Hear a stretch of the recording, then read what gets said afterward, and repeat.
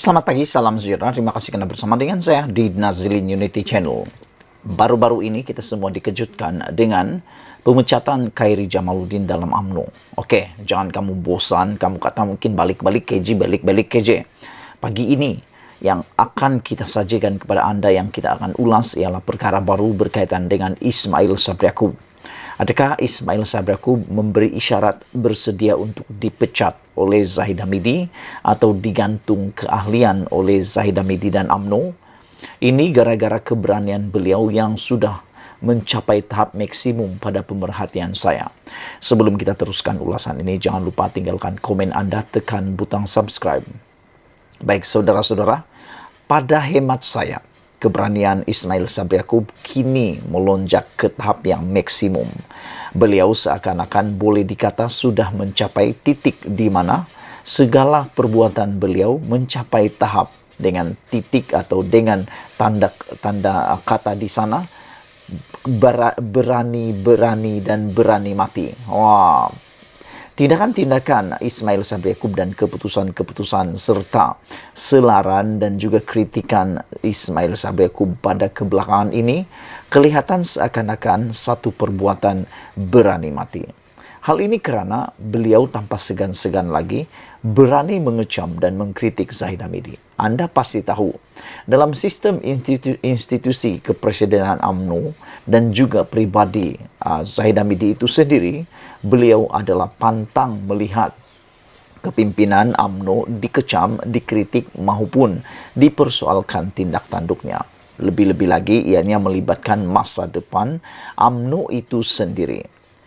Oleh sebab itu saya pikir dengan tindakan terkini, kritikan terkini Ismail Sabri Yaakob ini, beliau kini berada di ambang yang penuh dengan kritikal.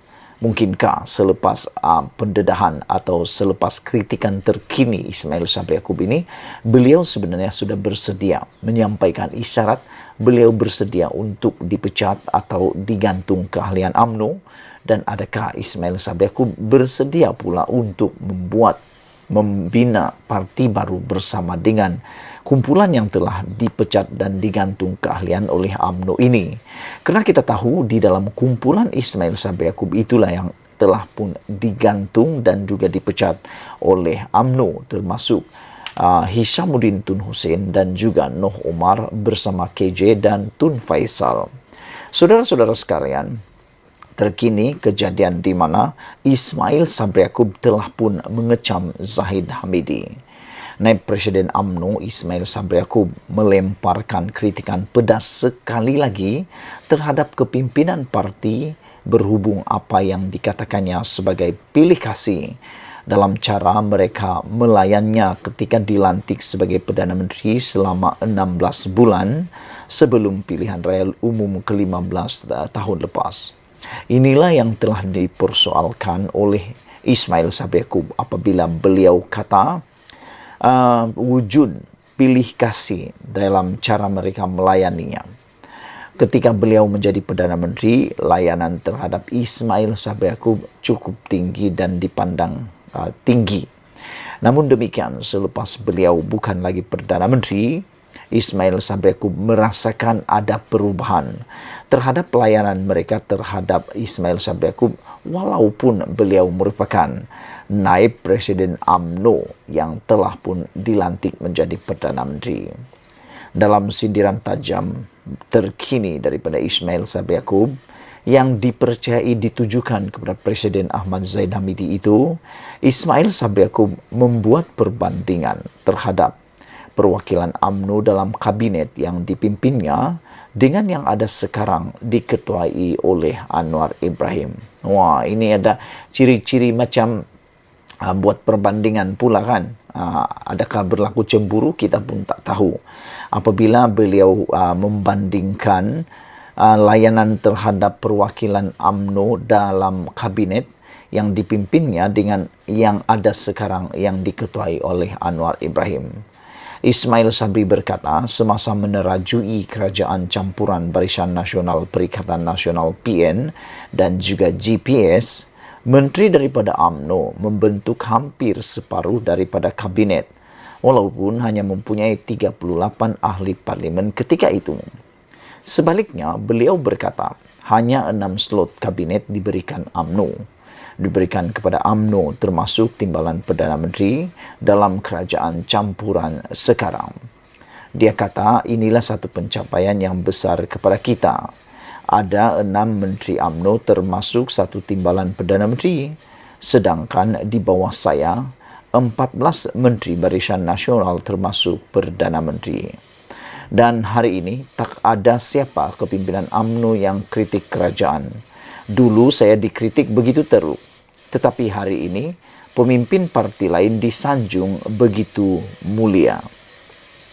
Beliau mempersoalkan sikap berdiam diri kepimpinan UMNO walaupun kerajaan sedia ada melakukan sesuatu yang salah.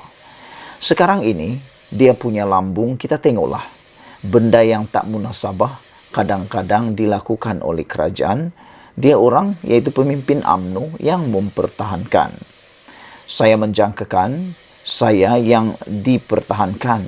Seperti kalau saya dikritik terlalu keras, mungkin mereka boleh jadi perisai saya. Tetapi dulu, mereka turut sama untuk serang saya, tambah Ismail Sabri Yaakob.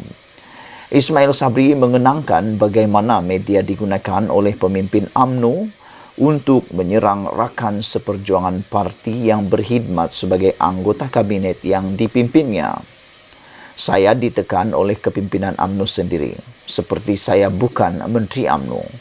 Setiap apa yang berlaku, tekanan adalah terlalu kuat kepada saya, kata Ismail Sabri Yaakob. Saya boleh kata, kenapa tak gunakan saluran betul untuk beri arahan dan pandangan parti kepada saya?